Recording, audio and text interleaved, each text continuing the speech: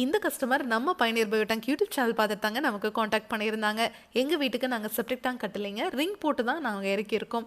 ஆனால் அது அடிக்கடி நிறைஞ்சிருது. நாங்களும் லாரி வச்சு க்ளீன் பண்ணி பார்த்தோம், திரும்ப திரும்ப நிறைஞ்சிக்கிட்டே இருக்குது அப்படின்னு நமக்கு சொல்லியிருந்தாங்க. இன்றைக்கி நம்ம வந்திருக்கக்கூடிய ஊர் சிவகங்கையில் இருக்கிற காளையார் கோவிலுங்க. டெய்லியும் 7 பேர் யூஸ் பண்ணுற மாதிரி டேங்க் எங்களுக்கு வேணும்னு கேட்டிருந்தாங்க. அதனால இங்கே நம்ம ஃபிக்ஸ் பண்ணி கொடுக்க போகிற சைஸ் 1200 லிட்டருங்க. நம்ம பயணியர் பயோடேங்க் உங்களுக்கு என்றைக்குமே நிறையாது.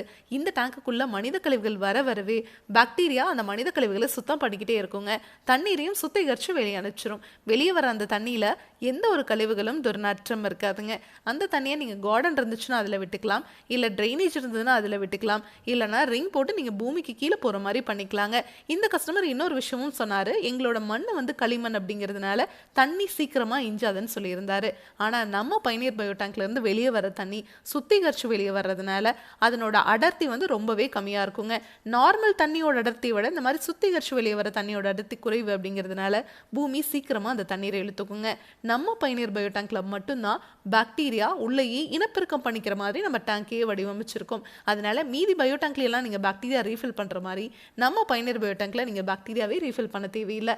அதனால தான் நம்ம பயணியர் பயோடேங்க் உங்களுக்கு டேங்குக்கும் 50 வருஷம் வாரண்டி, பாக்டீரியாவுக்கும் 50 வருஷம் வாரண்டி கொடுத்துட்றோங்க. இதனோட ஃபுல் வீடியோ உங்களுக்கு தேவைப்படுது அப்படின்னா மட்டும் பயணியர் பயோ செப்டிக் டேங்க்குங்கிற யூடியூப் சேனலுக்கு நீங்கள் போய் பார்க்கலாம். Thank you friends.